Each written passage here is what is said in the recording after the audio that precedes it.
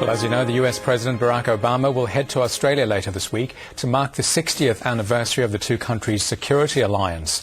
But analysts say the trip and the renewed focus on the Asia-Pacific region signals an important shift in US foreign policy. When Barack Obama lands in Australia, it'll be a case of third time lucky for the US President. Two previously planned trips were cancelled.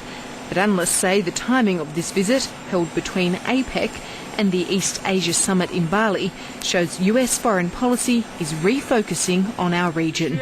It's a shift that recognises the increasing risk of China, and analysts say has two elements to it. The first one is to shore up the US's military alliances, including with Australia, essentially as an insurance policy that China's rise, which up until now has been benign, might turn a little more malign.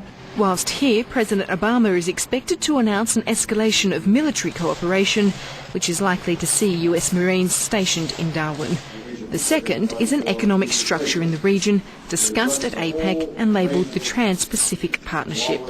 And that will involve a lot of China's big trading partners with a view to socialising China, to saying if you want to be part of this dynamic regional economy, the way for you to do that is to do some important domestic reforms. And this renewed focus will have consequences for Australia. I think that Australia is not faced with a hard, stark choice between China and America. It's not. But it is faced with a difficult diplomatic game of riding two horses simultaneously. Tom Switzer warns getting the balance right will be increasingly difficult. Still, presidential visits have been popular ever since Lyndon Johnson embraced us in the 1960s. Not only does the importance of our US alliance enjoy bipartisan political backing, research suggests up to 70% of Australians support it. But this trip will do very little for President Obama's image back home.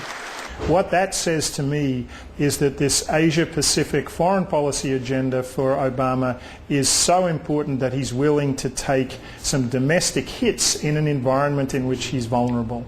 Analysts say, however, that the trip will bolster Julia Gillard. President Obama touches down in Canberra on Wednesday night. Lauren Pedersen, World News Australia.